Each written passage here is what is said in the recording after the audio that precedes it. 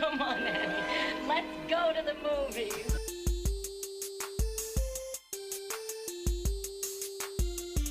This is the Cinereelists, episode 675. My name is Kyle. My name is James. And my name is Zach. And we're here to talk movies, movie lists, and movie obsession for the next hour or so.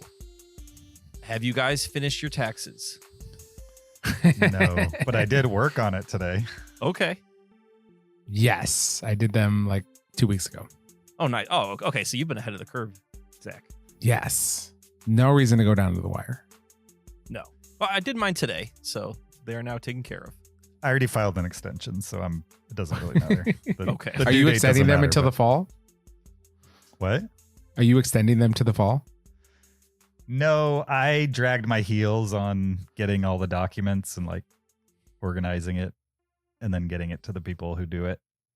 And so they automatically filed an extension because they probably have a lot of people that do that and they can't, if everybody crams at the last minute, they're screwed. So, yeah, not intentionally waiting, but probably not going to be done by the due date. At no fault of theirs, all my fault. Right. I'm guessing you guys being sort of independently employed, your taxes are probably much harder than like mine. Where I work for a company, they just give you a W-2. Yeah. Maybe my taxes harder. are I would very say confusing. Okay. Yours are confusing. Yeah. I mean, there's a lot. Do you do them on your own? Yeah. Okay. I don't do them on my own, which is probably why it's not confusing. They just Because you have a professional do them for you. Well, I mean, that's only been last year and the last 2 years and this year. Before then, when I had normal, when I had an employer, I agree. It was easy. I did them on my own. Okay. But it doesn't look that hard now. Because like the business, my personal taxes has like a W-2 from my business. And then I take shareholder distributions. And since I don't ever pull money out of the stock market or any of my investments, I never have to pay, or I haven't had to like include any of that kind of stuff. Pay out of your dividends and everything. Right. Once I start having to do that or decide I want to do that, then I'm sure it'll get more complicated. But I only have one property. It's not that hard. So Zach, you need to you don't have, since you don't have an employer, you don't have money taken out for your taxes. So you have to pay your taxes literally. Like where most of us pay our taxes, but we've been paying all year, and then we do the figure out if we've overpaid or underpaid. You're actually literally paying your taxes, correct? Yeah. Okay. Have you thought about stopping that? Just not paying your taxes? No, I've not considered that. Who's gonna know? The IRS. They're not funded anyway. Yeah, how many people work there at this point? Yeah, seriously. I mean, I want to know, is there someone really checking like Zach Swee filed last year, didn't file this year? I mean, are there any checks or balances on that, or is it really the honor system? Here's my thoughts. Number one is I think it truly is the honor system, but I also want to be an honorable person. Okay, so that's thought number one. Okay. Thought number two is it really is as simple as like run a search of all the people that did file last year and didn't file this year and send a letter to all of them. You know what I mean? Like it doesn't take someone digging. The computer could very easily see a strange discrepancy. Like it just could be highlighted in red very easily, Yeah. And second, I'm sure they're starting to use AI tools now that are doing the work that 100 IRS agents could have. And so I think they're going to be very good at detecting malfeasance. I think they'll be good at detecting malfeasance and people who make like 500,000 or less a year. But I think people who make a lot of money, they'll be like, we missed that. Our bad. Wink, wink. Well, I'm in that first category. Yeah, exactly. Yeah, no, I was just saying, like, all of us, we will be under the gun of get your taxes done. Anyone who's like super rich, like, yeah, don't worry about it. It's fine. We're not going to come after you. Yeah, I mean, I've heard of rich people who like just delay, and they haven't paid taxes in like 3 years, but they're still not in trouble because they've communicated with the government basically saying it's complicated and I don't have it yet. But if Yeah, they feel like you're dodging them, that's when you're in trouble. If you Yeah. you owe the government a lot of money. And Isn't for that those what of you our at home, sitting president has been doing for the last like decades. Yeah. for those of you at home, we're dedicating the next hour to solving all of these issues for you. We're going to be offering our best Yeah. tax advice. We're really, we want to make this podcast more than just movies. So today it is our tax season episode. Right. So James, what's your favorite allocation of, I don't have that, but before we change topics, which we should do, have you guys ever logged into the Social Security website? Oh, yeah. I have. I love it because it shows you like exactly how much you've made over your entire life. Right. It's like, even if you don't care about Social Security, it's fun just to look back and be like, oh yeah, all right, look at that. Oh wait, I made a lot more that year, way less that year. You know, it's just interesting. Hey James, let's check yours right now. Well, what's your Social Security number? I'll put it in here. Sure, I was no very problem. surprised at how little I made in high school. I was like, I'm working really hard in high school. It was like didn't add up to very much. Absolutely. I found that the harder I work, the less I make, to be honest, which doesn't make any sense. Oh, like yeah. physically, the harder I work, Right. the less I make. Yeah. All right. Well, enough of that. Let's talk movies. You don't want to talk 1099Cs anymore? No, I spent enough time doing that earlier today. Specifically the movies of starring one person, Val Kilmer, who recently passed away. We're going to list our top 10 favorite films from that guy. I was thinking today, we haven't done this too often, but when we have, it's always a dude. Do women just not die? Women live longer traditionally. Yeah. So they're Maybe that's statistically less likely to die during your average episode. Okay. Fair enough. Interesting.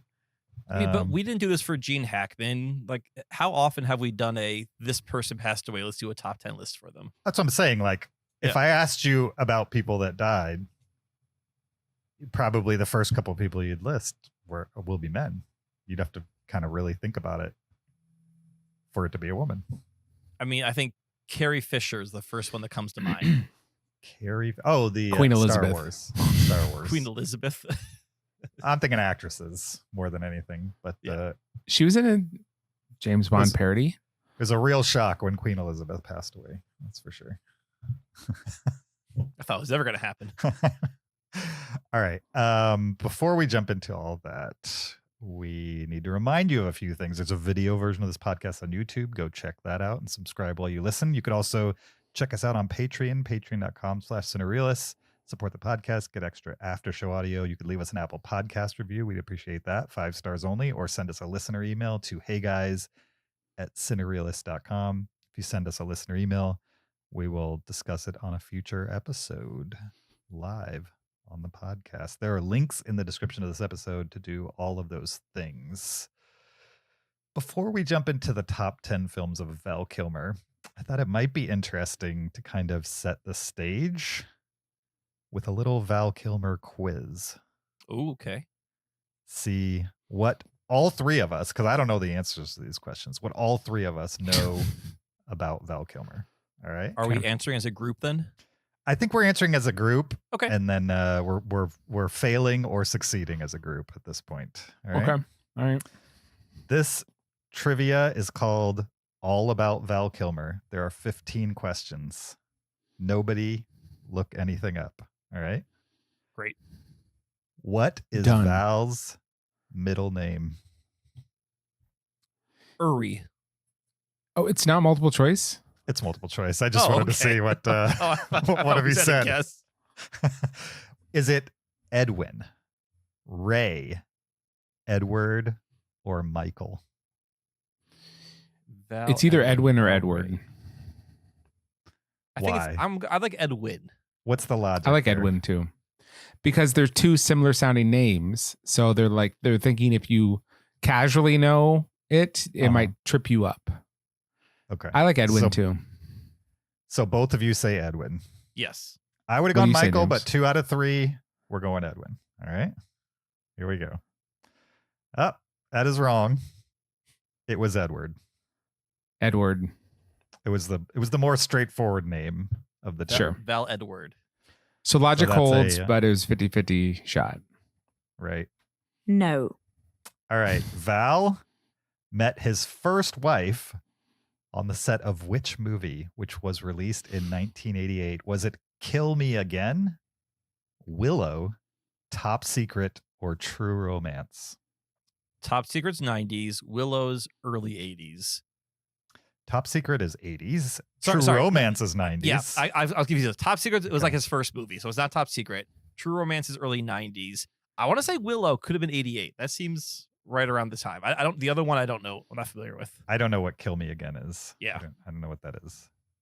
But I follow Kyle's logic on the years. How do you feel, Zach? Yeah, it's either Willow or Kill Me Again, but I'll go with Willow. You think Top Secret was earlier than 1988? It's his first movie. It's like 84 or something like that. Okay. Let's go Willow, just because, who knows what Kill Me Again is. All right, here we go. Willow was correct. What year did Val and Joanna separate? I'm guessing that's his first wife. I didn't know this was going to be such a personal quiz. Yeah, it's like Jeez. those movies. Or Thought this something. was right. I thought this was related to movies. We're like getting into the nitty gritty here. When did they separate? 97, 99, 93, or 95? I want to say that making Batman Forever was really hard on him. Okay. So I'm gonna say 95. I think 97. You think it was a couple years after Batman? I do. Because otherwise, why did they go backwards in time in the multiple choice? They did 97, 99, and then back in time, I think, to put 97 in the middle of the crop. Oh, so you're more game theorizing this. Well, because I have no other knowledge. Right, that's very good point. All right, let's go 1990. I'm going to go 97. So 2 out of 3, 97. It was 1995. Well, yeah, that No. Joel Schumacher production. So it's just Yeah. It was hard on him. Brutal on the Well, he family would have life. worked on that years before, yeah. So that would have been really hard on them. that's what I'm saying. Like he finished Batman Forever, and then was like, we can't do this anymore.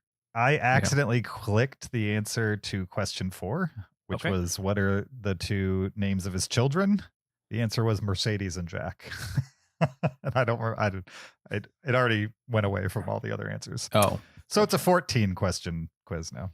Okay. Where was Val living in the late 1990s and early 2000s? Was it California, New York, Michigan, and New Mexico? I hope all these questions are like impossible to know unless you're deeply intimate with Val Kilmer's personal life. California seems too obvious. Okay. Michigan seems too random. He seems like a New Mexico kind of guy to me. he does seem like a New Mexico kind of guy. I don't think it's New York. I think New Mexico as well. Yeah. Because he used to wear like, Yeah. the opal or like the blue, like Indian, Native Turquoise. American. Yeah, turquoise. Yes. Native yeah. American style stuff. He used to wear that kind of stuff. So we'll go New Mexico. Okay. Which was correct. All right. What are the names of the 5 major actresses that Val worked with in the 90s? Wow. Oh, All wait, right. wait, hold on. I think we can do this without. I think Zach and I could do this. I will tell you. Okay, just throw off names. 4 of these names are the same for every answer. Right. So it's There's really only one name that differs. Nicole Kidman, right? That was Batman Forever. Elizabeth Shue.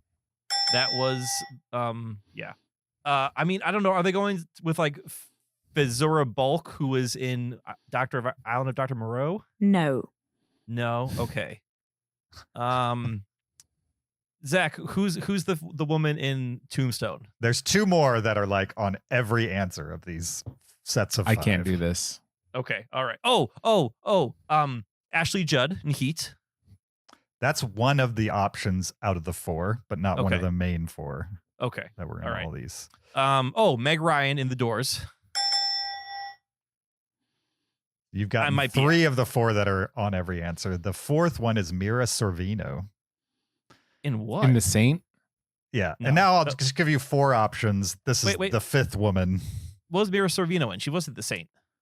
I don't know, but she's one of the 5 major actresses, according to Okay. this question. Okay. The other options, Kyle's Standby, Charlize Theron. No. The aforementioned Ashley Judd.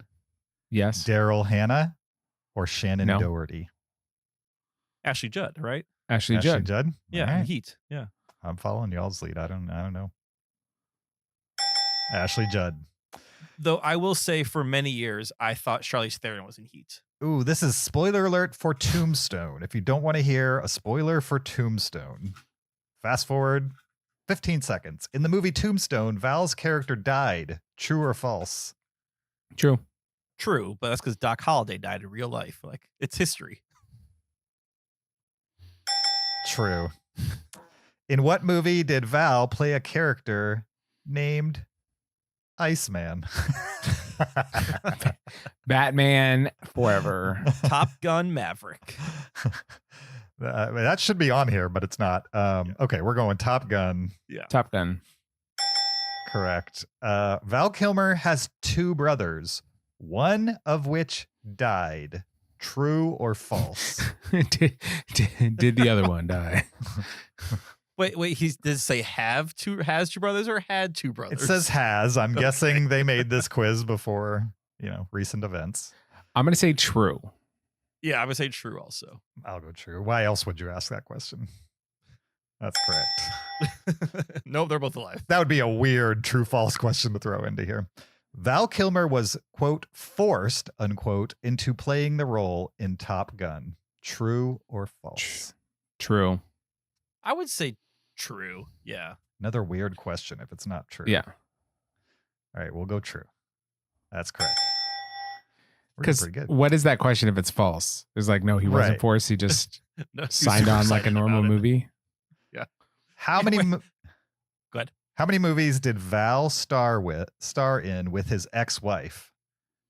Who, I don't know who his ex-wife was, but how many movies did Val star in with his ex-wife? Does it At say least her one. name? It does not say her name. Oh. I'm going to say 3. Zach's guessing 3. The options are 0, 1, 4, and 3. 4. I'm I gonna have- game theory this one and say 4. I Oh, have no great. idea. That means I have to pick between 4 and 3. You can pick one. We I- know it's at least one. Yeah, that's true. But if I go to 1, then we don't have a consensus. So let's go 3. Let's go 3. Oh, wait. No. It was a no. Kyle was right. It was 4. 4. Do they oh, say what or who? This is this one's going to be impossible. Which child of Val's is the oldest? Not multiple choice. We have to type in an answer. Well, it's Mercedes or Do you think Jack. it's Jack or Mercedes? I think Mercedes came first, right? In Yeah. the Yeah. 2 kids. So I'm gonna say Mercedes Yeah. is the older. Mercedes is older. You guys James is retain gonna knowledge well. I couldn't remember the names. Well, you from just said it 5 like a couple ago. minutes ago. I know. Yeah. I don't remember. I did not store that information. I moved right along. All right, here we go. I typed Mercedes. Correct. All right. Val Kilmer did his own singing as Nick Rivers in the movie Top Secret. True or false? I'm going to say true. Yeah, sure. Say true. I feel like it's false. Well, 2 trues and a false. We're going true. It was true. In which film did he play Batman? Batman Forever. Yes, that's what I'm going to go with. Zach? It's Batman Forever. Yeah. That's also, Yeah. yeah. What? This is the last question, all right? And this is a banger. What is Val's birthday? Is it November 22nd, 1963, December 25th, 1953, December 31st, 1959, or January 1st, 1960? They really did us dirty with those last 2. I think it's 59. You think 59? Wait, well, okay. What's the 59 birthday? The last 2 are December 31st, 1959. The last one is January 1st, 1960. So they're 1 day different. Oh, they're 1 day apart. That's cruel. I know. They Because really he was 65 when he died. So it Okay. could be either of those 2. right. Yeah. What did you I say, don't know. Zach? January or December? I think it's You know- 59. 59, December. I think it's 60 because Megan's birthday is December 31st. I think she would know if she shared a birthday with Val Kilmer. And if she knew, you would know. Yeah, so I'm going to say January 1st. And if it's the 31st, either she doesn't know or she's been holding on to me for a long time. Yeah, what else is she keeping from you? Let's go January Exactly, 1st. Yeah. So we This think is to January save Kyle's 1st. marriage, January 1st. Okay. Or this could destroy my marriage. All right, here we go. Oh, it looks like Kyle's getting a divorce. Oh. Is well, it I can't- December It was the other 31st? one. Is it December 31st? It was December 31st. Okay, I got to go. Knew it. Yeah. Have a good episode. All right, see you later. Good times, guys. What birthdays do you guys share with celebrities? I have no clue. Ooh, Really? I share a birthday with Little Kim. I share a birthday with Did the you lead say singer, Little Kim? Little Kim? Lil Kim. Lil. Okay. Little Kim. I'm just making sure you didn't say Little Kim. Lil Kim. Is that better? Not I share- really, but we'll take it. I share a birthday with the lead singer of the A-Team, which is an ABBA cover band. And I share a birthday, I think, with Carl Lewis, the sprinter. You share Nice. a birthday with the lead singer of an ABBA cover band. Called the A-Team. James, you passed over the perfect time to put the Carl sound effect and you just skipped over Yeah, it. why would anybody care about that? Because when you don't have many celebrity birthdays, you get what you get. Okay. Well, I'll look it up during the Patreon episode. And I'm sorry, Carl Lewis is July 1st. I did not share a birthday with Carl Lewis. I was wrong. Okay. So really the only person you know about is some random singer from a cover band that nobody cares And about. Lil Kim. And Little Kim. The only one I can remember offhand is Monica Lewinsky. I've never looked it up. Never bothered. Really? Never cared. Oh, Wow. I also Yul Brenner. I share it with. James, what's your birthday? Yeah. Oh, Well, let's look it up in the Patreon. We got lots to do.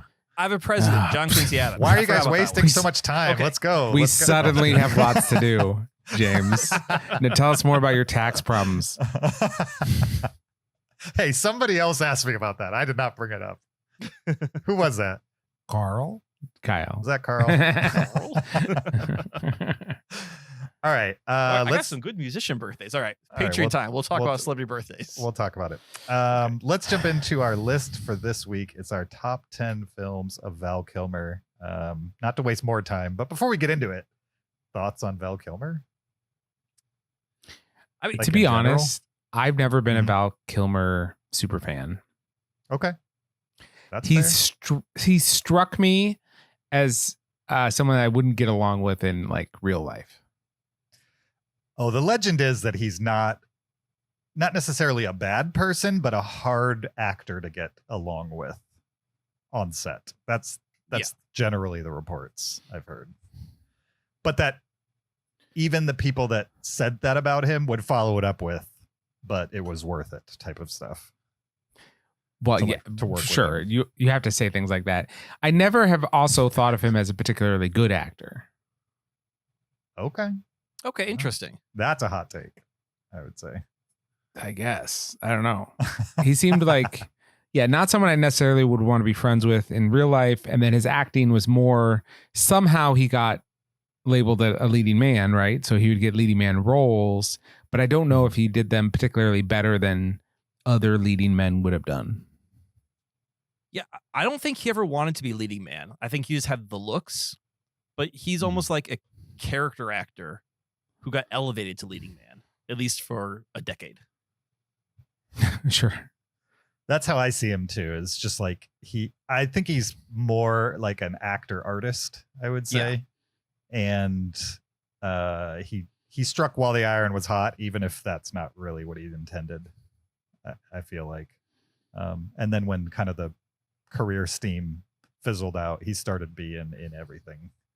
And so there's a lot of slop, I would say, towards the back end of his career. But he was definitely in some big movies early on. He's such a, I guess, a nostalgia actor for me, if I can place it that way, because like I associate him so much with a certain part of my life, which is sort of like elementary, middle, a little into high school. Maybe Sure. like late 80s through high school, which I graduated in 2001. That's like the Val Kilmer era for me. And then I saw him in some things in the 21st century, but I really don't think of him as like a 21st century actor as much as he was a late 20th century actor for me. Yeah, I mean, he was definitely one of the main lead actor guys as I was growing up. Yes. It felt like he was in everything that mattered, around that time. Especially like if we're talking Top Gun in like 84. 84? No, it wasn't 84. 86. 86. So that would have made me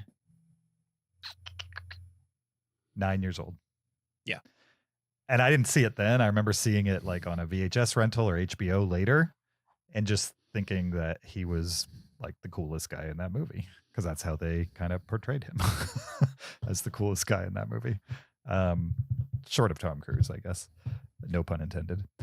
And he just kind of persisted through high school and like the 2000s. And then somewhere around 2010-ish, I lost track of him. Even though occasionally he'd pop up in things, he was never kind of the lead in things from then on, it felt like. So, but I always liked seeing him on screen. And I definitely have a couple movies on my list that I like, and I like him, and he's the lead. So when did he have throat cancer? Was that late 2010s? Yeah. Yeah. So that's probably part of one reason why he kind of disappeared. Sure. But he definitely lost his leading man status for like a decade there before the throat cancer. Oh, yeah. Yeah. Okay. Let's jump into our list. The top 10 films of Val Kilmer, starring Val Kilmer, however you want to say it. Does anybody want to go first, or do you want me to jump in? Go for it, James. All right. My number 10, I just watched it for the first time on Blu-ray. I blind bought it like a year ago. Never watched it. Took this opportunity to do that. 1991, The Doors. Oh yeah, which I enjoyed. Zach, have you ever seen The Doors? I haven't. No. That I'm not sure it would completely change your mind about Val Kilmer's acting, but it's definitely, from what I've seen, the role that he sunk in the most. Like he definitely looks like Val Kilmer, but all his mannerisms, the way he talks, that type of stuff, is completely alien to what I think of as like the Batman machismo leading man actor Val Kilmer version. And the movie itself is like not, I would say, anything to write home about. It's a little weird and trippy and hard, not necessarily hard to follow, but they jump around in time without any explanation of like how far they jumped or anything like that. In fact, the only thing you could really tell that time passed, the only reason you can tell is because his facial hair constantly changes throughout the movie. But the guy never stands straight in the whole movie. He's like constantly leaning. Even if he's standing in the middle of a room, he's like leaning to the side and like got his head cocked, and then he's readjusting in the middle of his like garbage poetry and stuff like that. It was pretty wild watching it. And I was impressed. It made sense to me as to why people point garbage to that poetry. Yeah, I mean, have you ever listened to The Doors? I love The Doors. I mean, I probably made Zach listen to so much Doors in high school. Oh, it worked. I think The Doors are great. I like The Doors as well, but have you ever read the lyrics to The Doors? Like it's not good. It's not good. I know the lyrics. It sounds good in the context of the music, but man, I mean, have you ever read Jim Morrison's poetry? All the time. It's back really in sappy. Really sappy, really basic, I would say. Not that I'm a poetry critic, but I don't respect. What would you recommend instead? What's an example of great poetry, James? Oh, James I don't know. Faulkner. No. Who's the Could guy you that name wrote a Paradise poet? Lost? That guy. Milton? Yeah. Yeah. Can you name a poet, James? Sure, Maya Angelou. Okay. And your favorite poem by her? Roses Are Red. I don't know. Like I said, I didn't say I was a poet. I literally just said I was not like a poet scholar. But I know cheesy lyrics when I read them, and pretty cheesy. Not like roses are red. Yeah. I was- That's high art right there. For sure. Zach, do you have a favorite poet? Yeah, I like E. Cummings a lot. Yeah. All right. Cool. What about you? Elliot. T.S. No, JC. Yeah, yes. I've read poetry from both of those people that you guys just mentioned. Could not tell you their names. That was like back in middle school or high school, whenever they forced me to read it. Sure. Do either of you guys ever listen to slam or spoken word? No, I mean, I would never listen to slam poetry. But that's the worst. Trying to make fun of slam poetry Wait. I've ever heard. But Can I tell you my favorite joke? sure. Your It's a stupid favorite joke. joke? Uh-oh. No, it's one of my favorite jokes to tell. It's a stupid wh- joke. I'm just gonna prep you right now. It went from favorite joke to one of my favorite Yeah. jokes. All right. How do you know someone is a vegan? They'll tell you. They'll tell you. How do you know someone does CrossFit? They'll tell you. They'll tell you. They'll tell you. How do you know someone does slam poetry? They'll tell you. They'll tell you like this. That's your favorite joke of all time. No, it's not my favorite joke of all time, but it's one of my favorite to tell. Carl? Nice. Nice. All right. I My made number, that joke up myself. That's why I'm proud of that joke. all right. For a joke you made up yourself, as a guy who doesn't make up jokes, Right. that's actually pretty good. Yeah. I mean, As a It's got joke the in rule of three general, in it. not good. No, it's not. Now, it's James not is gonna not a break joke comedy. critic. You should know this. He's not a joke Right. critic, so he can't. Oh, I'm a joke critic. More than I am a poetry critic, that's for sure. Well, what is a good joke then, James? I'd love to hear that. I don't know. I didn't say I was a comedian. I said I was a joke critic. You're right. So, what is a joke that you have critiqued well? I don't know. I'm not going to I- answer you. I do have a like favorite spoken word joke, which I will poetry. tell on the Patreon. I do Okay. like It's spoken like- word poetry. Okay. And one of Oh, my yes. favorite artists, his name is Onish Moshgani. He's very good. Excuse me? His name is Onish Moshgani. Oh, okay. I thought you Carl? stumbled there. Twiddle Edgeofor. My number 10, The Doors. Yeah, Kyle, you can go next. Sure. So I made my list a little differently than you guys. These are not my top 10 favorite Val Kilmer performances because originally we were going to do this as like a quick off list, and then we decided to make it the main show. So I instead made my top 10 most Val Kilmer movies. As in, these, if you ask me like Family Feud style to name 10 Val Kilmer movies, these are probably the 10 I would name in order. Like I would think about them. My number 1 being the one that would come to mind first. My number 10 come to mind last. So I like all these movies to a different degree, but they're going to kind of go through. The farther I get to one, the more I associate the movie with Val Kilmer specifically. Okay. All right. All right. So my number 10 is Kiss Kiss Bang Bang. I always think about this more being a Robert Downey Jr. movie Mhm. because it sort of was part of his return to Hollywood. It's been a long time since I've seen this, but I think in this movie, Robert Downey Jr. plays an actor who gets caught up in some sort of crime event, and then Val Kilmer is a detective who is kind of investigating the crime. But I think Val Kilmer also might play like an advisor to producers on like police procedurals. So this is sort of like half of a Hollywood movie, half of a crime movie, all mixed together. It's written and directed by Shane Black. I remember being very funny and very quick, but I don't have a ton of memory of this except for enjoying it overall. Nice. And it's sort of the last movie I can remember watching Val Kilmer in. Okay. Besides like Top Gun Maverick. Sure. Sure. I don't Yeah, think like James said, his career kind of went downhill after this. I know he was in other things after this, but I don't know if I can name a Val Kilmer movie after Kiss Kiss Bang Bang.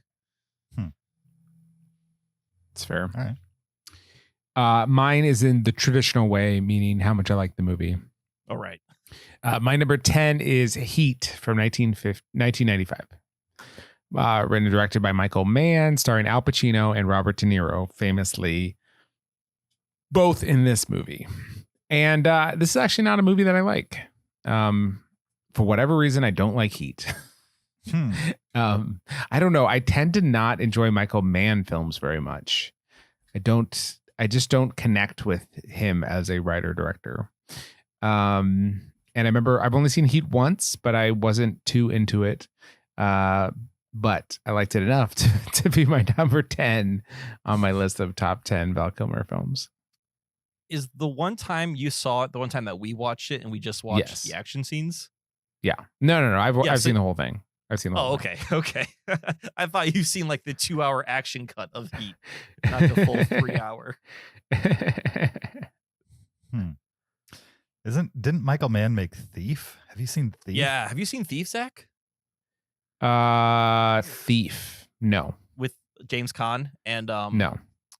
That's your movie. If you watch Yes. Thief and you don't like Thief, then I'll agree that you don't like Michael Mann. But like Thief is like, it's great. It's Heat without all the pretension, I would say. You know what I mean? It's like it's literally a jewel heist movie, procedural. It's way tighter. And it gets into the nitty gritty of how somebody would heist a jewel. Okay. it stars your second favorite Belushi, as well as, do you remember in Mrs. Doubtfire, the kindly guy who owns the station? Yeah. He plays the criminal boss in Heat, and he is a maniac.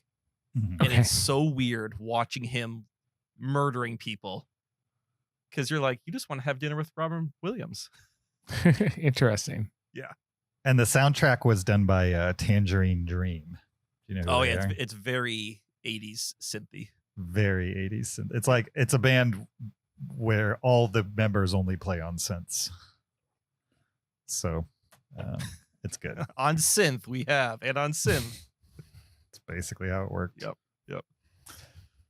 All right, we're at number 9 from 2004, Spartan, from David Mamet. This is a Wikipedia says it's a political thriller, but this is another one that I would say is more like a procedural, like a politician's daughter gets kidnapped, and all of the agents that you'd expect to be on the job to recover a politician's daughter now have to do their job, figure out where she is and how to rescue her. And Val Kilmer is part of the team. Well, he's leading the team of people that have to rescue her.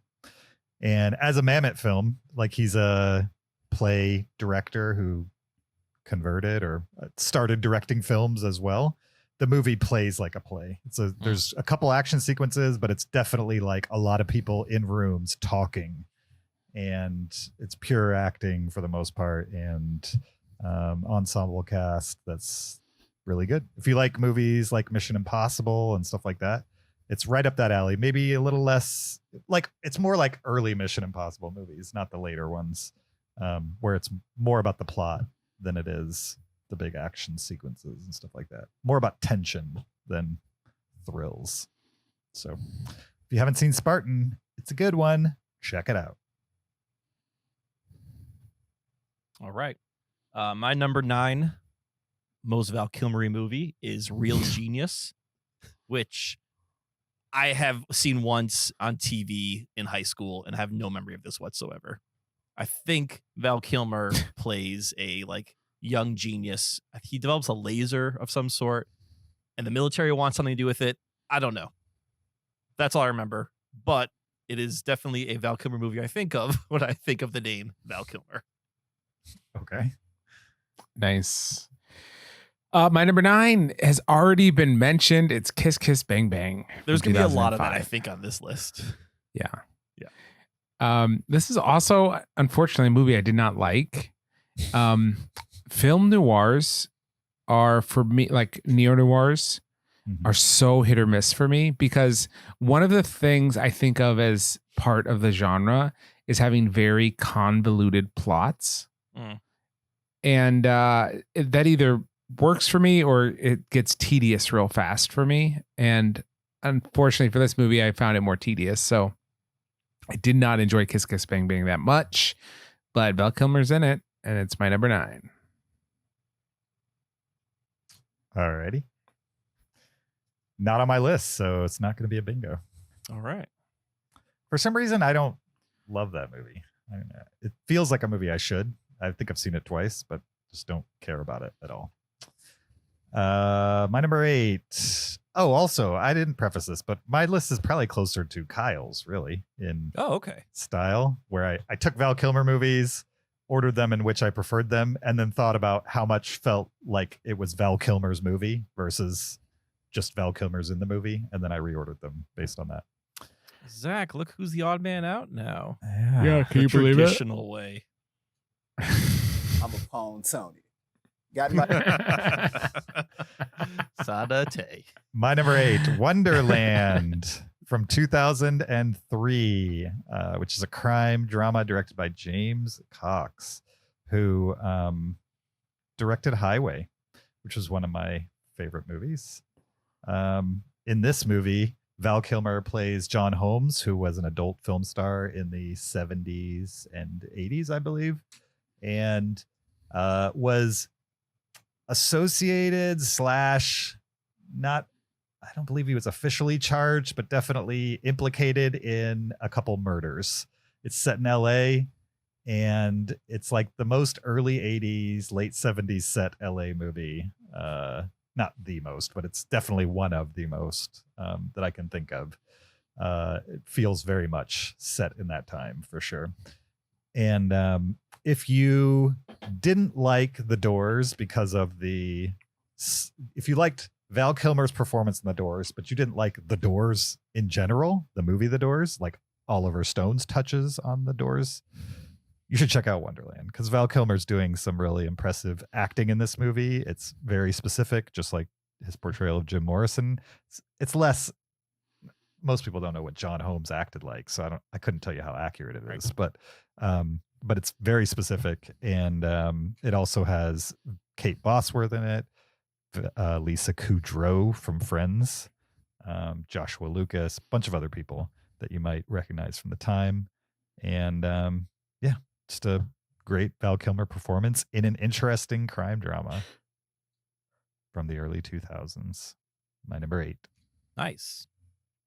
My number 8 is Willow from 1988, directed by Ron Howard.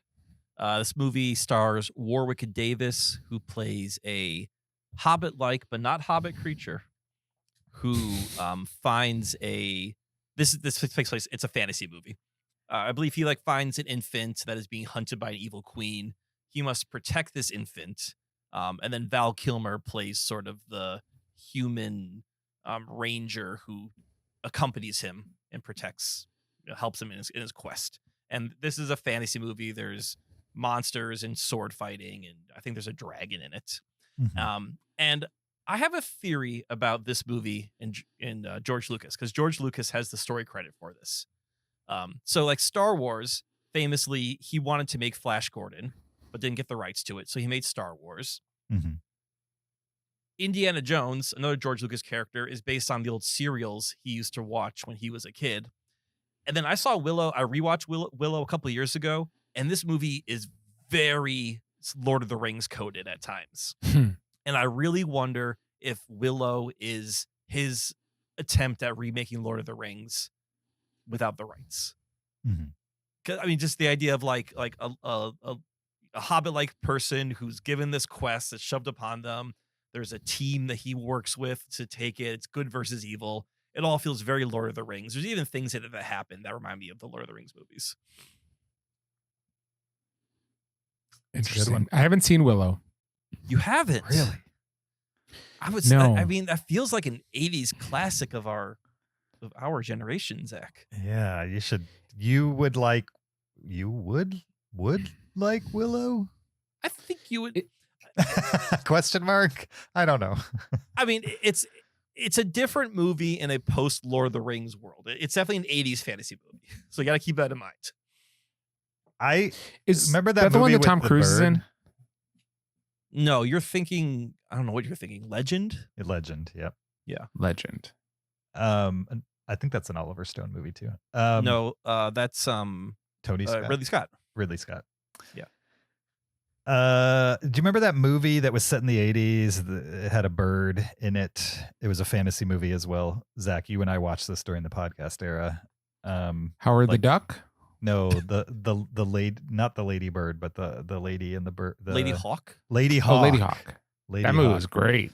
I'd say it's somewhere between The Never-Ending Story and Lady Hawk in tone. yeah. In tone. So you like those two. So maybe you like.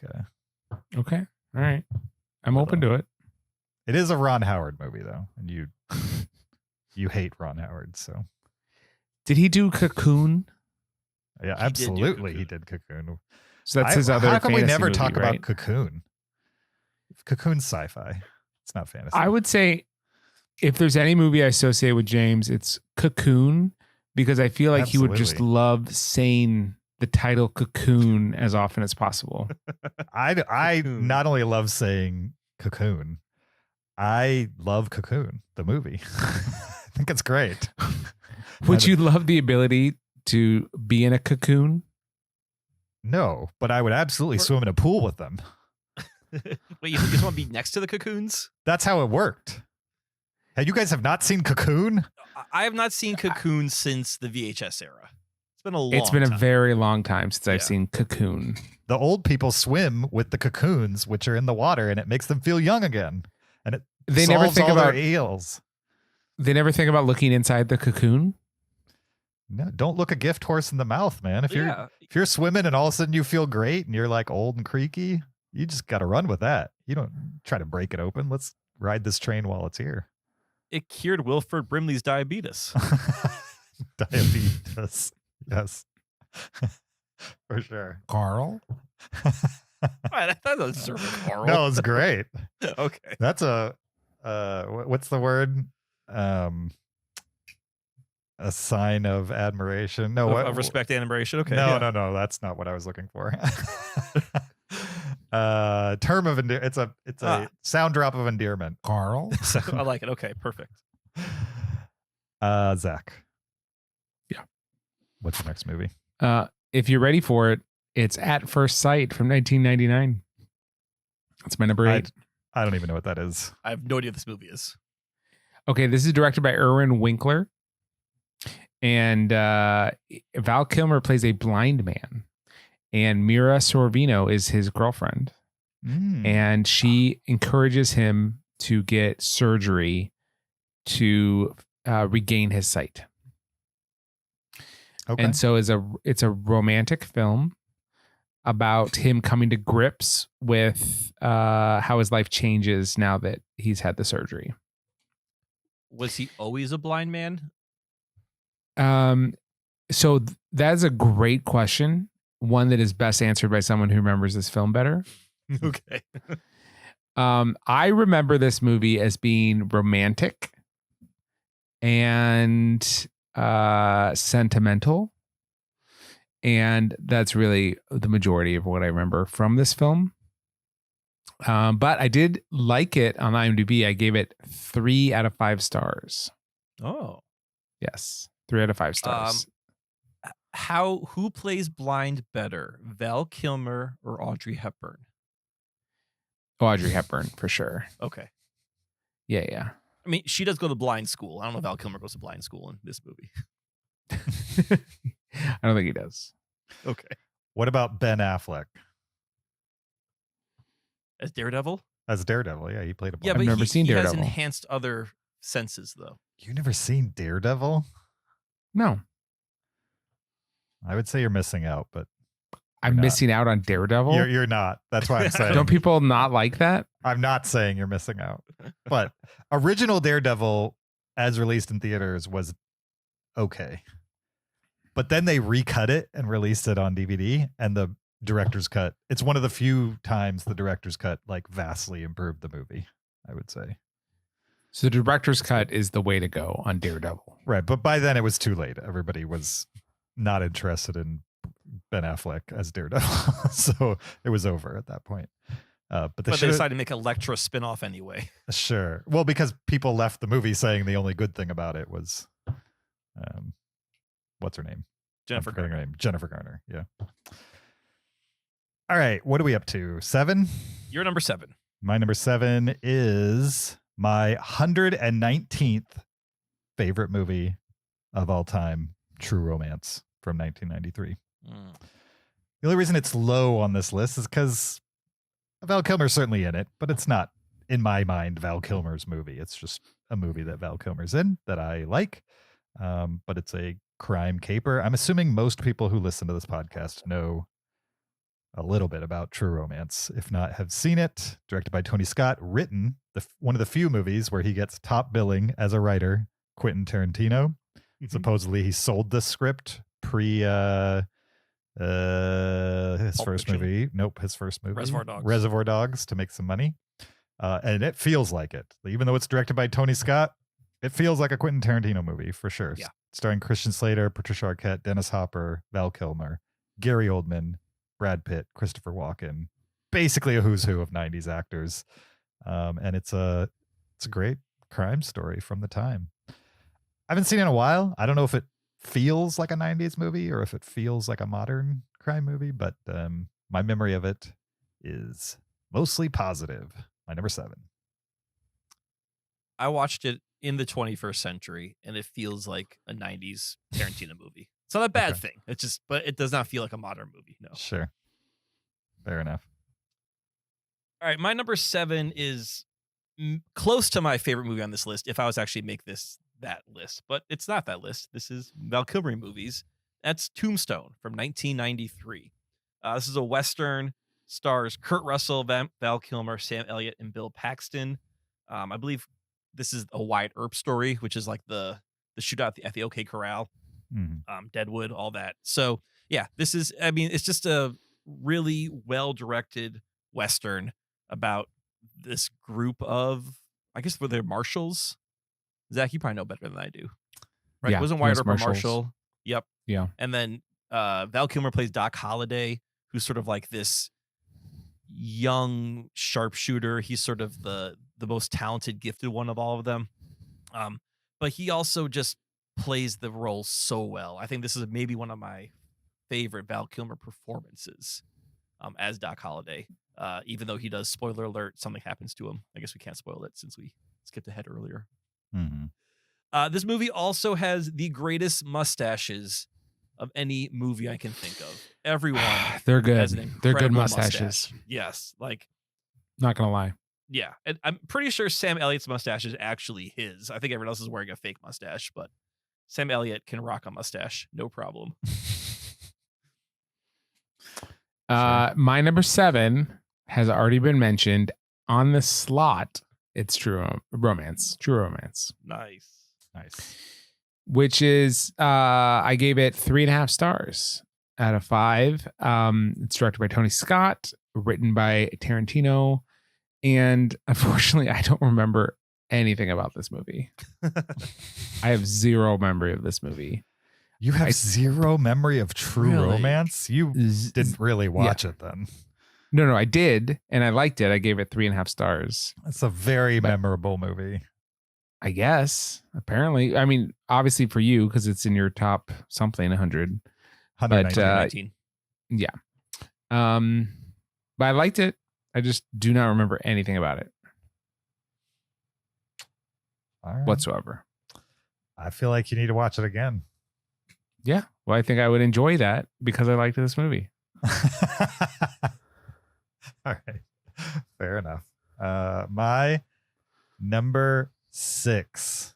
Is this a bingo from 1988? Willow? Have we all 3 said Willow? No, No, I haven't seen Willow. Oh, Zach's never seen it. All right. Maybe we won't have any bingos. Oh, we will have bingos. All right. Yeah, we'll definitely have bingos. You say so? I don't have much to add to what Kyle said about Willow. So I will pass it off to Kyle. All right. My number 6 previously mentioned Heat. Now, Zach, you don't like this movie. I really like this movie. I watched this a ton in college. It's one of the few DVDs that I owned. It was an early DVD. And this felt like such a college guy movie. Like it's Al Pacino, it's Robert De Niro, Val Kilmer, Michael Mann's directing it. There's bank robbing, there's shootouts. It's a heist movie. Like this movie could not be any cooler than what it was. And I do love this movie. And I think Val Kilmer is pretty great in this. He plays like the sort of the second man in Robert De Niro's heist group, whatever you call it, cartel cohort. Mm-hmm. And like he's trusted by Robert De Niro to sort of take care of things that De Niro can't. And then Ashley Judd, not Charlize Theron, plays his wife, his girlfriend. There's a very touching scene where they communicate to each other in secret to keep Val Kilmer out of jail. It's they have a lot going on in this movie. So Nice. not All quite as right. Val Kilmer as some other ones, but we're definitely getting up there. We're in the middle of the pack now. Well, my number 6 was a movie that I owned in high school. It's The Saint from 1997. Oh, yeah. The Saint. And in this, Val Kilmer plays a super thief, especially talented with his disguises. He had lots and lots of disguises that many of them bordering on ridiculous. And I believe the plot revolved around him trying to steal the secret to cold fusion. This is definitely the movie that put cold fusion on the map for me. It's been 20 years and we still don't have viable cold fusion, which is disappointing because I thought in 1997 we were right on the precipice of cold fusion because of this movie. 30 years ago. 28. Zach I like writes this down. movie. I liked this movie. I liked Elizabeth Shue in this movie. I thought that Val Kilmer played it a little bit crazy with some of his disguises, but that I guess is part of the fun. But yeah, this movie's I bet watching it now would be fairly silly, but I enjoyed it at the time. Oh, just you wait, Zach. Okay. All right. Well, if we're on a roll with movies we used to own back in the day, my number 5 is from 1993. It's Tombstone, which I remember owning on VHS, which is a weird movie because I didn't own a lot of VHS. My parents didn't buy like Hollywood produced movies. Like we taped them off of HBO. We didn't go buy, retail VHS. But then once I got my own money, I would occasionally, but you guys remember back in the day when it was like you'd go over to a friend's house and if their parents had like more than a dozen VHS, you were pretty sure they were rich. Oh yeah. Right? I'm talking store-bought VHS, not like recorded from TV VHS. No, like in the cardboard jackets on the shelf. Yeah. Or Yeah. I'd go over to my friend's house and they would have like 4 or 5 Nintendo games. And I'd be like, holy crap. I can't believe you have so many Nintendo games. And nowadays that seems insane that somebody would only have like a small handful of a video game on one system or something like that. Like I'm literally recording this in front of a giant wall of media. But back in the day, that was the norm. Anyway, Tombstone was one of the small selection of official VHS that I had. I can't tell you why. It's not like Tombstone's not even in my top 600. Like it's a movie I enjoy. I think it's a nice popcorn movie with a lot of very recognizable faces doing interesting work. Nothing mind-blowing or anything. I agree. The facial hair is maybe the biggest draw as you're watching it. Other than Val Kilmer. Val Kilmer's performance in Tombstone, if you remember, is far more interesting than what anybody else is doing in that movie. Because he's playing Doc Hollywood, a guy who probably has liver disease or something going on inside. He's dog sick through most of the movie, and yet he's still up for a gunfight if need be, which is pretty interesting. He's a guy who like stays up days at a time to play poker until he literally collapses. He's just a man of extremes, I would say. And everybody else good in the movie, but they're all kind of stoic, cowboy guys. Whereas his version of Doc Holliday has so much more personality than anybody else in that movie. And that's why when I think of Tombstone, I think of Val Kilmer right away. My number 5. Yeah. My number 5 is Top Gun. Classic 80s movie. Though I would argue, I don't know if this is a great movie. I think this movie has great scenes, but it's one of these movies where I think the parts are better than the whole. Where I think a lot of people have nostalgia for this movie for moments. But if you look at it as a whole, it's not. It doesn't really go anywhere. What? What are you talking about? Well, because there's no real conflict anyway. I mean, there's the conflict of the training school. There's like 8 different conflicts in Top Gun. There is definitely conflict in this film. But they can't be shooting anyone down because then that would be like starting World War III. So it's all like, just chase each other around. Like, hey, get out of here, Mig. You can't be around here. I'm pretty sure they died out there. Yeah, they shoot people down in Top Gun. What are you talking about? Really? People get shot down in Top Gun? Absolutely. People died. Yeah. Yeah, not from actual missions, from training. No, there's it's and it's been a while. But I'm pretty sure in the final kind of conflict, people die. The final conflict might they don't be shoot down a with MiG. Not Russians, but could be like, Russian funded other country. But I don't know. I remember a lot of it's shot really cool. I like the fighter jet scenes. Mm-hmm. A lot of it's training and like get a missile lock or whatever. I remember like the actual combat missions being the same thing. Like they would get a missile lock and then the enemy fighter would be like, okay, fine, you got me. I'll leave. Because no one could actually shoot each other down because that would start actual war. It's the Cold War, not the Hot War. Here we go from the plot description. Okay, please. On Wikipedia, shaken, he breaks off temporarily, but then re-engages and shoots down 3 MiGs. Iceman destroys a 4th, and the remaining 2 MiGs withdraw. How did this movie not lead to World War III then? I don't know. Shoot I'm down just MiGs. saying, like It's just a movie. There's definitely MiGs that get blown up. Okay. Anyway, Val Kilmer plays Iceman. And Iceman is presented as like the villain in this movie, but that's because he's responsible and follows the rules and is probably like better at Navy than Tom Cruise is. Like if anyone is the villain, it's Tom Cruise, who's irresponsible and, is Maverick. For Iceman, he's cool as ice. He just gets the job done. Yeah, he's hated because he's good. He's hated because he's good. Smacks his gum though. That's true. He's also good at volleyball, so that's something. Those guys play volleyball in jeans in that movie, which is wild to me. Yeah, I was the 80s. That's what we did in the 80s. We played volleyball. Yeah, because I was 5. I played volleyball in jeans. I did everything in jeans in the 80s. You're right. Okay. I didn't wear My jeans number in the 5, 80s. Top Gun, another Tony Scott movie. My number 5 is also a Val Kilmer top movie. It is Top Secret ! Oh. Which is a movie I love. This is a 4-star movie for me. I think it is very funny. I think it's funnier than Hot Shots. That's a hot take.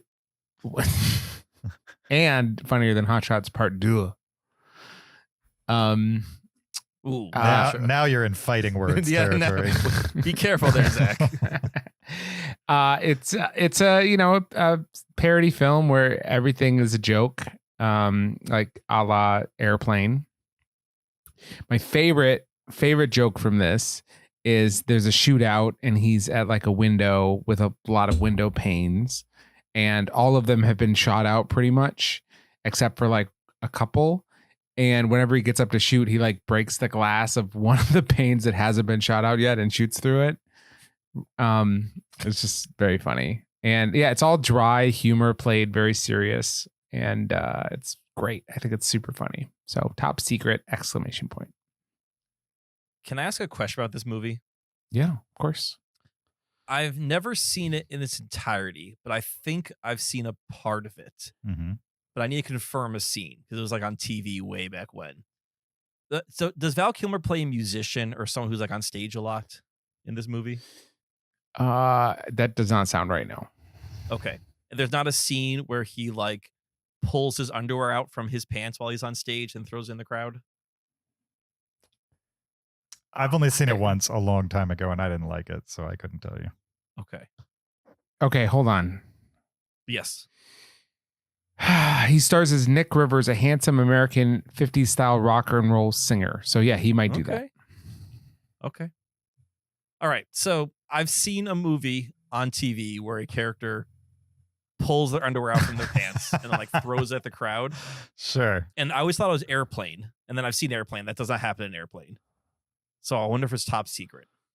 But if Might be Top so, Secret. I've only seen that part of Top Secret in my memory. All right. And that's why it's my number 4 for the underwear. Nice. My turn? Yeah. Yeah. From 97, the previously mentioned and first. That's a bingo. The Saint from 1997.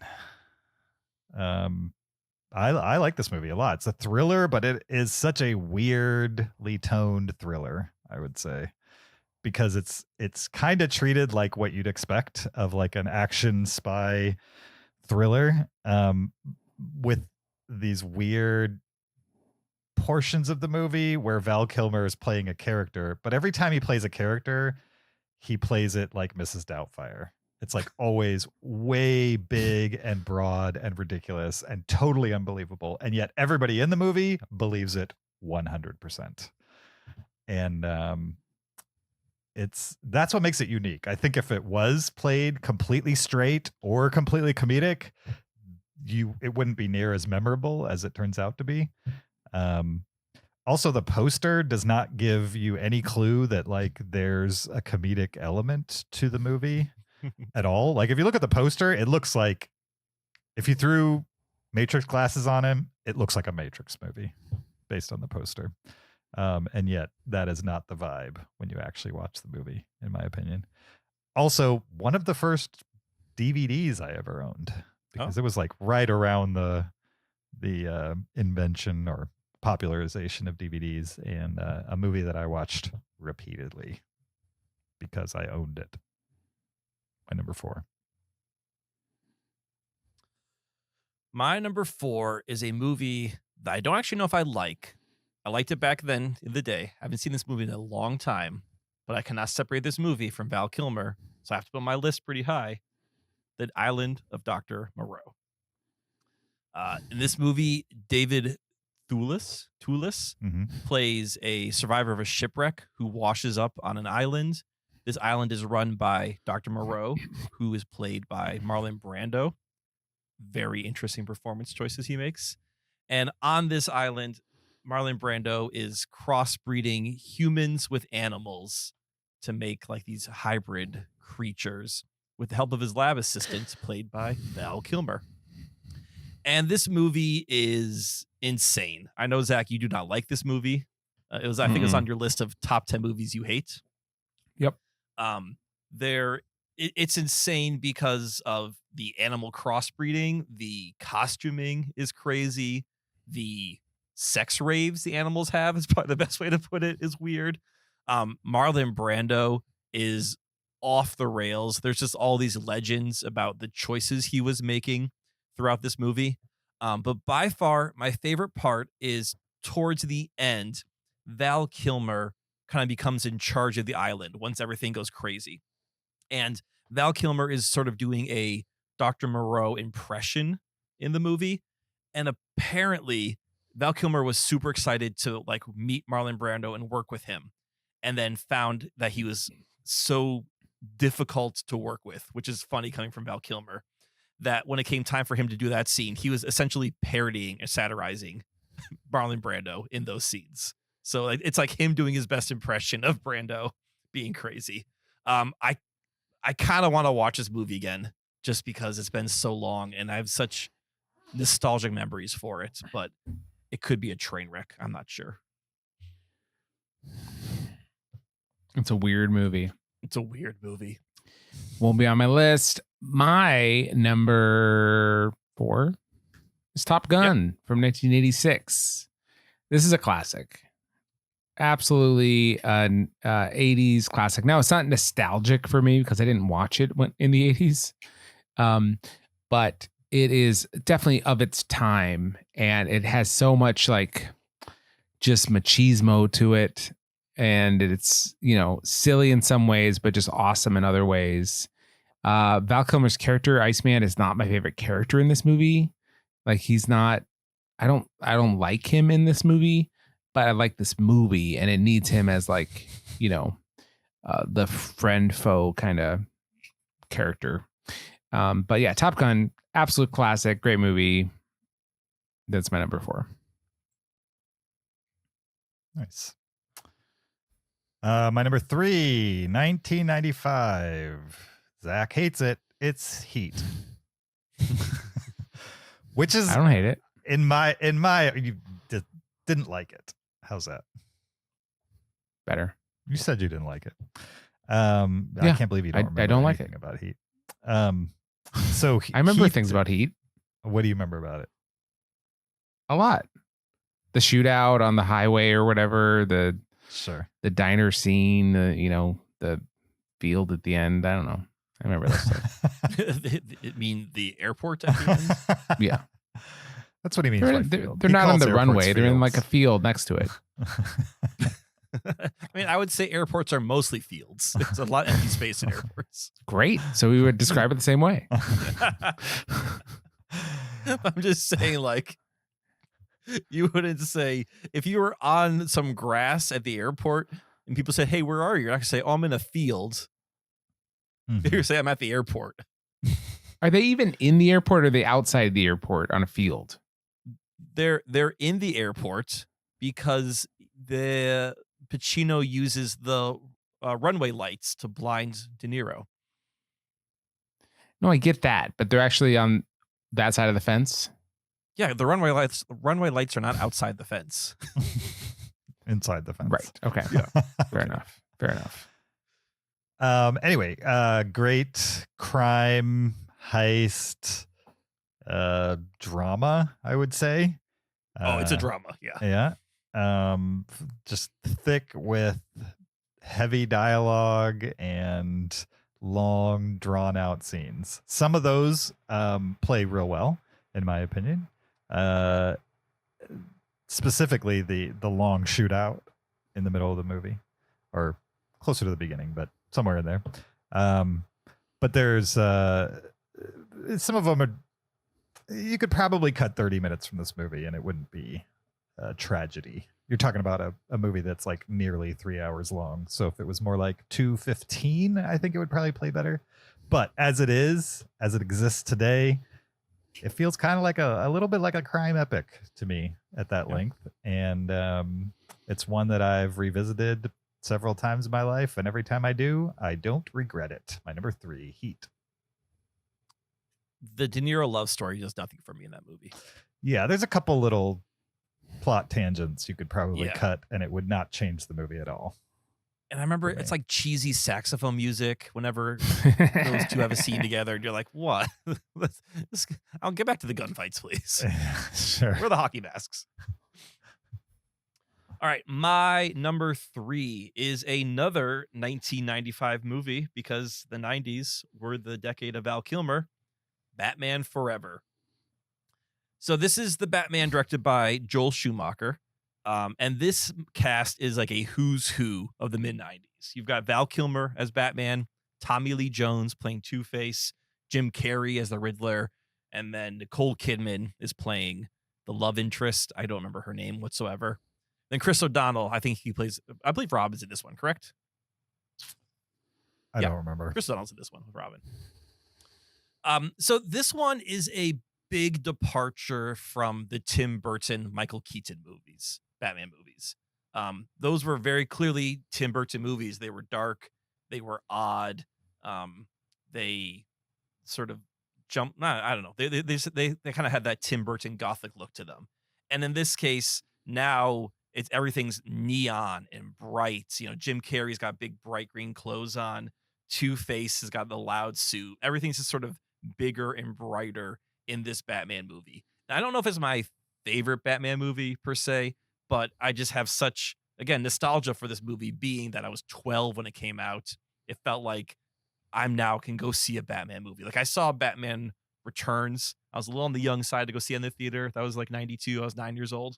When this one came out, 12 years old, I'm perfect for a Batman movie now. So my favorite, I don't know, big nostalgic vibes for, oh yeah. I also I don't know, if you're going to be Batman, you can't have a very distinct lip structure like Val Kilmer does. Because the only thing people see about are your lips. And like they're going to see Batman and then they're going to see Bruce Wayne and be like, well, those guys have the exact same lips. Like, I feel like you need boring lips if you're going to play Batman. I've never really thought about Val Kilmer's lips. Really? His mouth is so unique. Like that's, if you gave him a normal person's mouth, he would look like a completely different person. Okay. I'll take your word for it. I just never thought about it.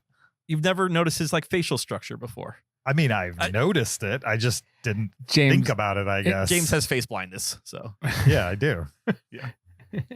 Very ableist of you to make fun of me for it. I know, Kyle, you're really laying it on someone with, you know, face blindness. Okay, my number 3. Wait, was that endearment or which?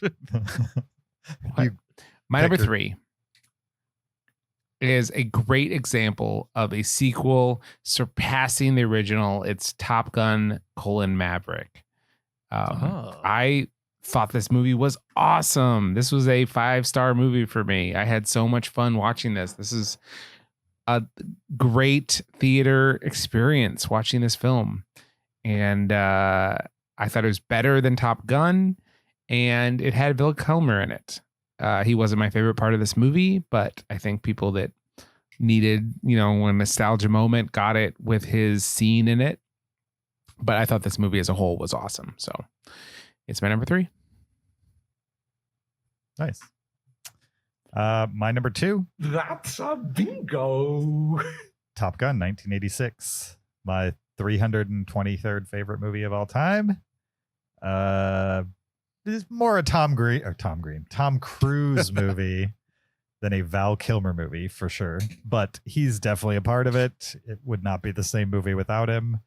His look, his character, pretty iconic, I would say, as far as specifically 80s movies go, and even Tom Cruise movies. Like there's not too many times that Tom Cruise has been in movies. I don't know. We're like, it's questionable that it's not questionable. Val Kilmer, I think at the time could have challenged Tom Cruise for like a leading man status type of thing. And definitely Tom Cruise went a better direction with his career and managed to get there and sustain for a long time. Val Kilmer, some of the material Val Kilmer chose to be involved in kind of felt like the cast-offs that Tom Cruise and his ilk wouldn't want to be in anyway. Like Val Kilmer never went through like a P.T. Anderson phase, or he never made it into a Stanley Kubrick movie or anything like that. You know what I mean? He's like, he's in a lot of movies I enjoyed throughout his career, but none of them were like working with the masters, in my opinion. And so, Brando? I mean, he was in a movie with Brando, but like towards the very end of Brando's career when almost nobody would work with him anymore. And a movie that got panned for sure. But I think he's a big part of why Top Gun works, even though he's not in it near as much as other people. And I think that's a feat. My number 2, Top Gun. Also with Top Gun, speaking of physical media, my oldest sister had the Top Gun soundtrack on cassette. Oh yeah. And she would play Highway to the Danger Zone and Take My Breath Away and fast forward everything else on that cassette over and over and over again. And so I'm pretty sure Highway to the Danger Zone was like track 1. One of those was track 1. So that song I know in its entirety, but the other one, I couldn't tell you what the first 30 seconds of that song was because she could never hit it perfectly when she would fast forward to it. I'll tell you that Take My Breath Away, that keyboard riff, that's the song. That's the one where I missed the first 30 There's seconds. no intro. It's just bum, bum, bum, bum, bum. Sure. And then they come with singing. So yeah. I I'm love missing a ton. I love that soundtrack, or at least those 2 songs from it. Couldn't tell you what the rest of it was. I really like the actual like Top Gun theme, the electric guitar one by Harold Faltermeyer. Yeah, I know it, Yeah, but the bum, bum, bum, ba, da, oh, yeah, that's that cool. one. Okay. Yeah. All right. It's a good Yeah, one. that one's cool. They brought that back for Maverick. Oh, because it's epic. Sure. All right, my number 2, Mhm. the previously mentioned The Saint. You can't think of Val Kilmer without thinking of The Saint. This was peak Val Kilmer for me. Mhm. Like, I think all 3 of us have said this now, correct? That's Yeah. a Triple bingo. Yeah, I mean, not a ton to add, though I will say Megan and I did watch this last night, and it's super fun in like a mid-90s kind of way. It's pretty Because dated. it's so much of this feels like Mission Impossible light. Mhm. Because there's gadgets, there's heist, there's wire work, but nothing as like, it's never as serious as Mission Impossible. Like you said, it is, I don't know if it's a comedy per se, but he's playing characters and he's playing these characters big. Mhm. And sometimes he is playing them for comedic effect. You also have Elizabeth Shue in this, who's like this meek physicist, and she falls in love with Val Kilmer, and she's just like, "Oh, I can't believe this is happening." I'm like, "You're Elizabeth Shue. Like, you're one of the most beautiful women of this time." So, I always remember in this movie when he falls in the river. You guys remember this scene? No. Okay, so towards the middle of the movie, he No. falls in the river. It's he falls in the river because he's trying to fetch her heart pills because Elizabeth Shue has a heart condition throughout this movie, which is Mhm. very random.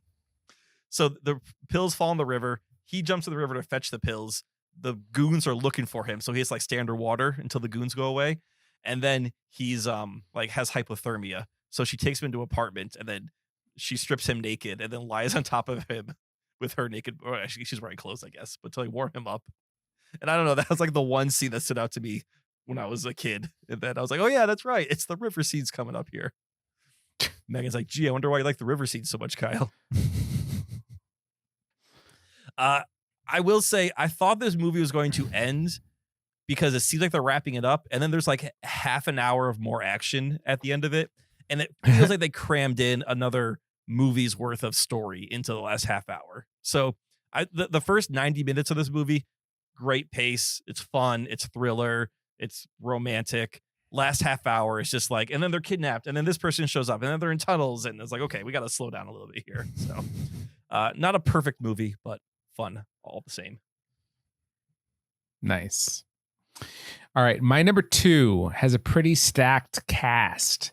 There's Steve Martin and Martin Short. There's Patrick Stewart and Helen Mirren, Danny Glover, Jeff Goldblum, Sandra Bullock, Michelle Pfeiffer, Ralph Fiennes, and then finally Val Kilmer as Moses in The Prince of Egypt.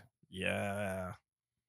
And this movie is awesome. It is kind of a sleeper that I feel like it's not talked about very much, but it's very cool. The music is super epic. It's got an incredible soundtrack. The art style is beautiful and epic. It tells the story of the Exodus, Moses leading the Hebrews out of Egypt. But it's super well done, very epic, great music, and Val Kilmer plays Moses. So it's my number 2.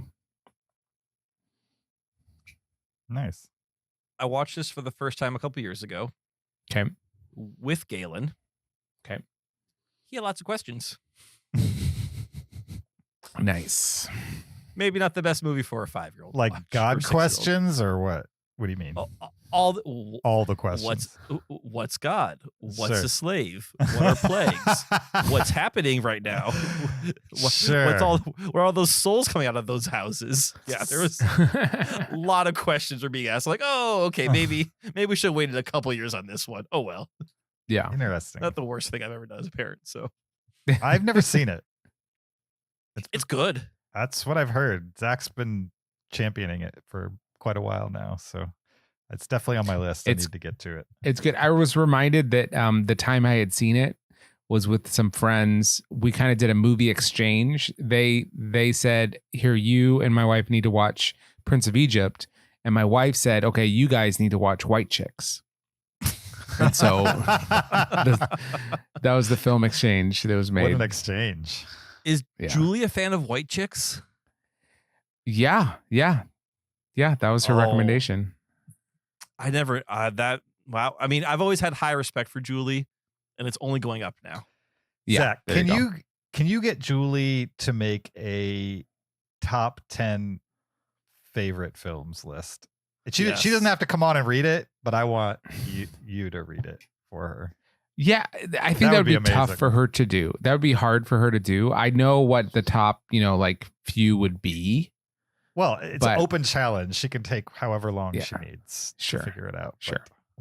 But I'm on I would love a top 10 favorite films list from Julie. That Okay. would be amazing. You got it.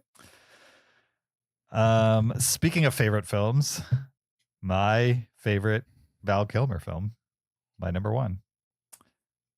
I doubt it's going to be on y'all's list, but I'm going to go with it anyway. The Ghost and the Darkness from 1996. Kyle, you've never seen Ghost in the Darkness? Never heard of this. Oh, Oh, absolutely. you've never heard of it? Absolutely, you Never should heard see of it. it. You should see it. This was my number Ghost? 12. In the darkness. Okay. So, Based on a true story. based on a true story, based on a book about a true story. It's stars Val Kilmer and Michael Douglas, but there's a lot of people in this movie. Not necessarily named actor or not necessarily like well-known actors, but there's just a large cast because it's about a railroad that's being built in Africa, like in a desert of Africa. And Val Kilmer plays a guy in the military. It's like set in the late 1800s, and he is tasked to go to the place where they're building the railroad. And when he gets there, he finds out that the reason why they're not building the railroad as fast as they intended to is because there's these lions that keep killing the workers. And the workers, who are mostly people native to Africa, are not interested in messing with these lions because they're, not only are they lions, but they think of them as evil spirits at the same time. And so this soldier enters this environment where his job is to essentially eliminate lions, and he's not really a lion killer. He doesn't really know about lions, but he takes on this task wholeheartedly. And so it's a lion versus man movie. And the two lions, they're not necessarily named the Ghost in the Darkness, but that's kind of implied. I don't remember if they actually named them one or the other. And so it's kind of a hunting / survival movie. Survive the desert, survive the politics of building a railroad across an entire country, and survive hunting lions that want to just eat men, basically. I think it's fun. It's pretty pulpy. It's very 1996 for sure, but it's a good one. Hidden gem, in my opinion. The Ghost in the Darkness. I've added that to my watch list. Cool. And why don't you tell me it was directed by Stephen Hopkins of Predator 2 Yeah. and Nightmare Before Elm Street 4 and Lost in Space fame? Because I don't particularly love any of those movies, so why would I mention them? Before I do my number one, I just want to say Zach sent me a picture of Val Kilmer in a movie singing on stage, pulling his underwear out from his pants. All right. So either I have seen bits of Top Secret, or Zach is very quick with AI. One of the two. Any guess? Fair enough. I don't know. All right. My number one. This is my number one most Val Kilmer-y movie. It's also a movie I really like. And this is The Doors.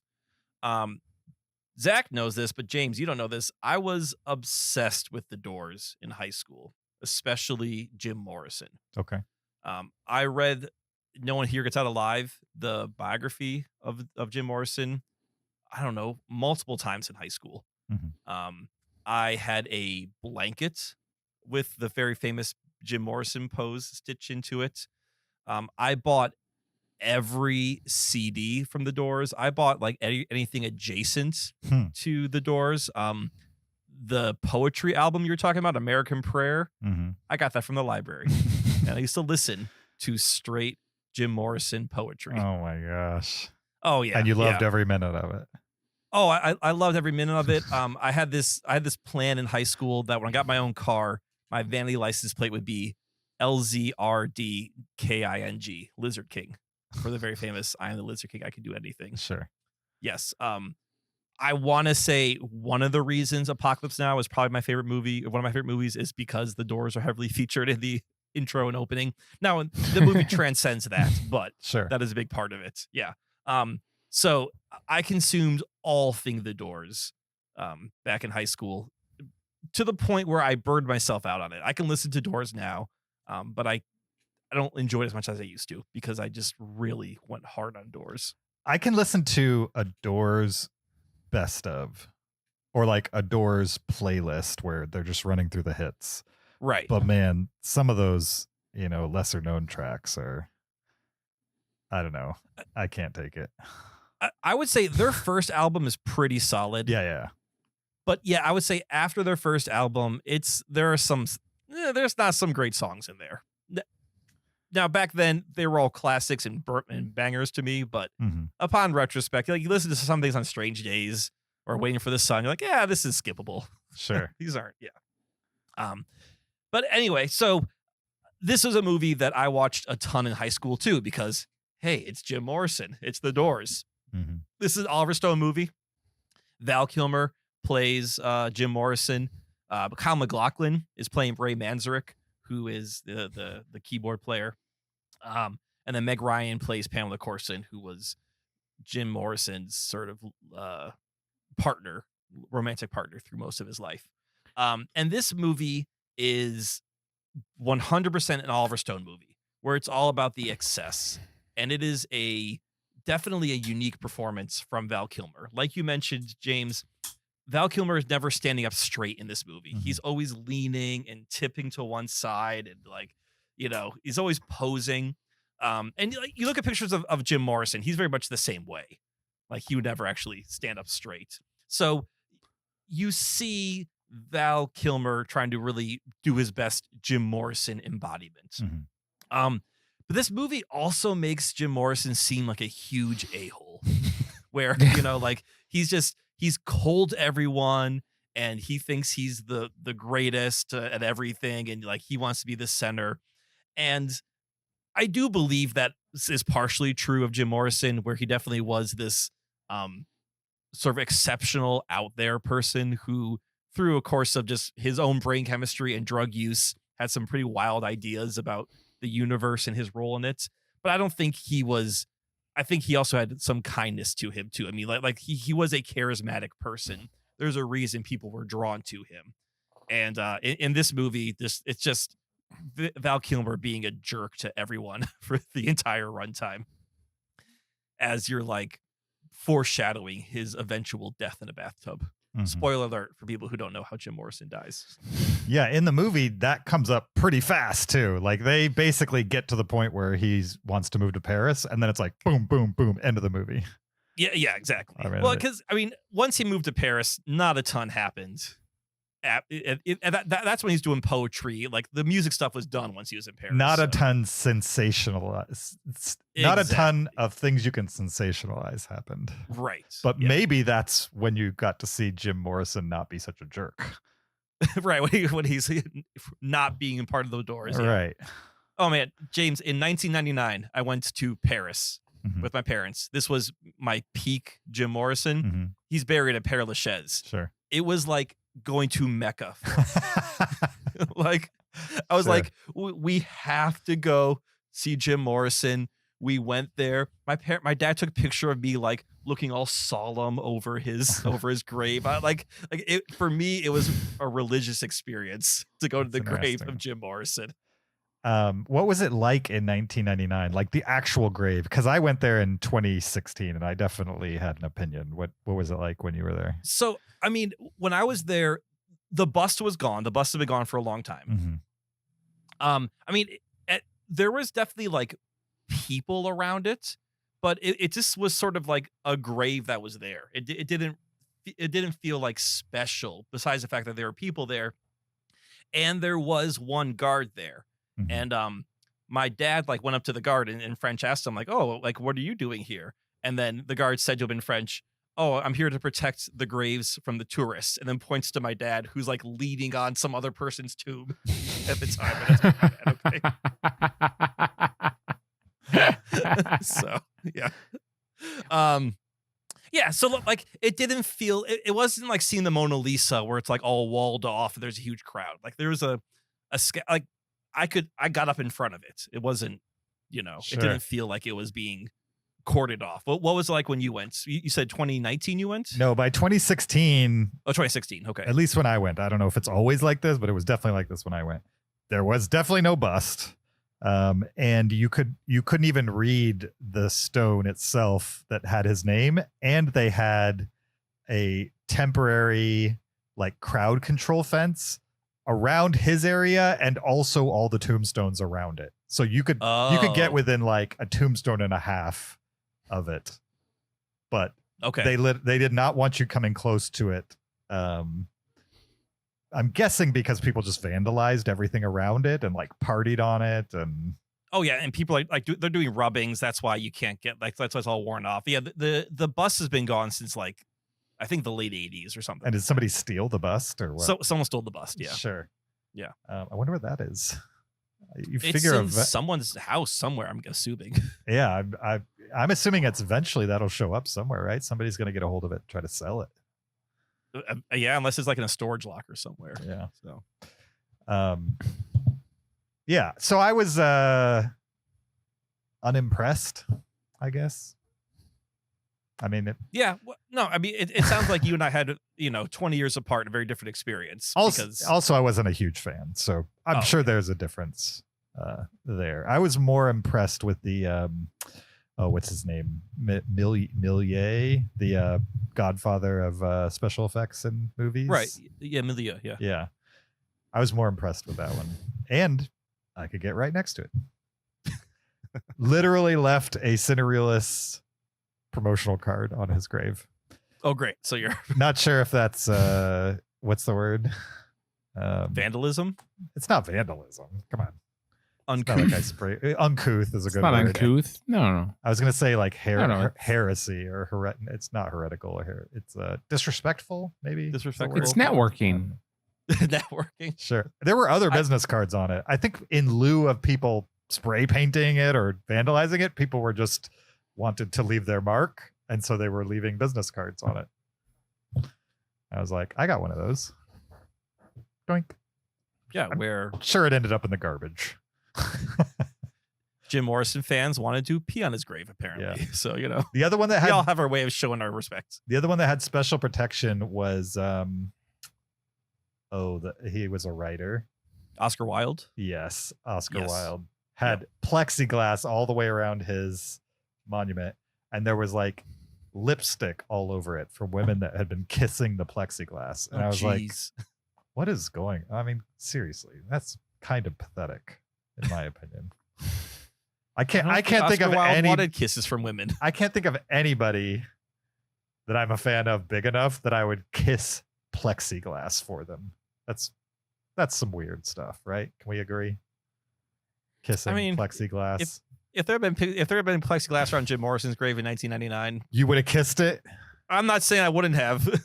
I don't know what I've done in that situation. And this was not like normal kiss. This was like somebody loaded a bunch of makeup on it and then made sure that they made a kiss mark on it. Like a bunch of James, people did that. You're asking us to believe that you have never loaded up on lipstick and kissed No. plexiglass. No. You expect us to believe I've that? never done James. that. Guys, Come on. when I was at Galaxy's Edge with James and he saw the Millennium Falcon, he reached into his pocket. I thought it was chapstick, but Yeah. It was actually it was actually deep cherry red lipstick. And then I all over the gave Millennium it a big old smooch. Falcon. Right there on the front window. I don't know. I don't get it. All right, Zach. That's enough on Jim Morrison. What's your number one? That was a lot on Jim Morrison. Well, you knew what was going to happen. It's It's his- on the topic of Jim Morrison. It's his favorite artist of all time. No, and honestly, Kyle did get me into Jim Morrison, and I love the Doors. I think I could listen to the Doors every day. Love the Doors. For the record, I like don't have any- the Doors hits. It's very vibey music. Okay. Go ahead. My number one favorite Val Kilmer film is one I've probably seen like 30 times in college, and it's Tombstone. yeah. Nice. This movie just That's played a on repeat bingo. in my college dorm. We watched a lot of Tombstone. It's a very quotable movie. It's a very memeable movie before memes were really a thing. I'll be your Huckleberry. It's- Yeah, all of that. Mhm. All of that. Love Tombstone. It's it's so heightened and fun and serious and just crazy. So love Tombstone. This is a legitimately great movie. I don't know if it's great. It's just a lot of fun to be very familiar with Sure. with a bunch of friends. So that's my number one. And Val Kilmer, let's be honest, the most interesting character in the movie. Oh yeah. Yes. He's Yeah, this for is my favorite Val Kilmer performance. Mm-hmm. He's the best character in the movie. Yeah. Mm-hmm. Definitely. All right. That was our top 10 films of Val Kilmer. Did we miss any? I think maybe in the Patreon, we should also just kind of talk about movies that had Val Kilmer in them that we didn't put on our list. I think that could be interesting. Also, before we go, if you haven't seen Val the documentary, which came out just a few years ago, if you're interested in Val Kilmer, you should check that out. It's definitely a good one to watch these days, just because it shows a guy who has had kind of one of his major instruments taken away from him, like as an artist, and he was creative in other less commercially successful but fulfilling ways later on in his life, like just painting and stuff like that. And it's a little bit of a puff piece because like Val Kilmer agreed to be in it and his friends directed it, and you know, it's not going to show any of the negative things about him at length, but it's a pretty well made documentary. Thank you for joining us for this episode 675 of the Cinereelists. We appreciate your listenership. Don't forget, you can always find the video version of this podcast on YouTube. You can support us on Patreon. You can leave us an Apple Podcast review or send us an email to heyguys@cinereelists.com. Links in the description for all those things. You could also follow us on social media on Twitter, Instagram, Facebook, or TikTok, or you can follow me on my personal Blue Sky or Letterboxd account at YoJRB.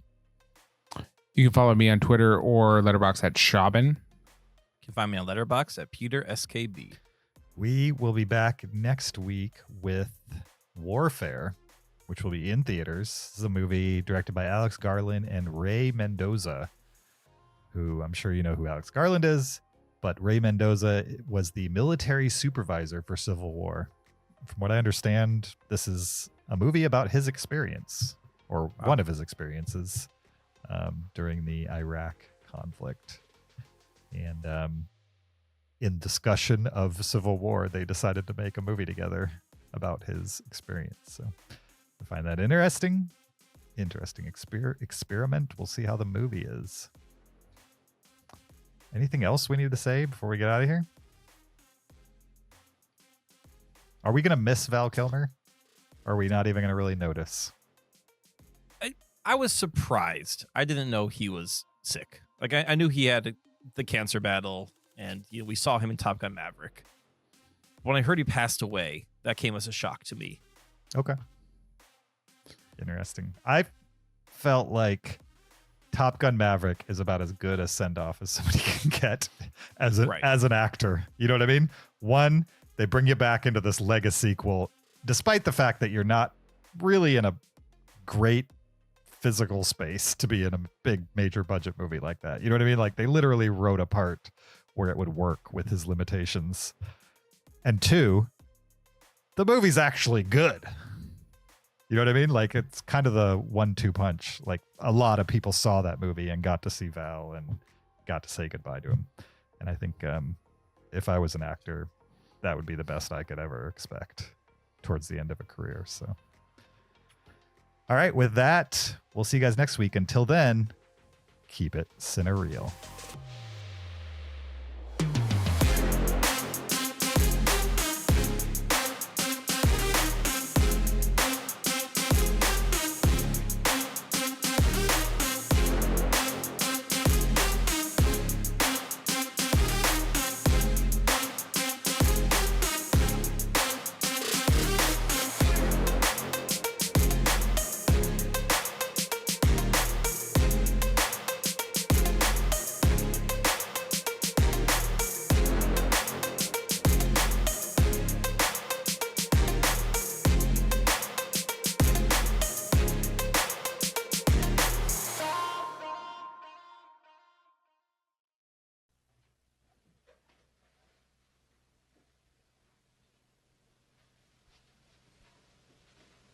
You're still here?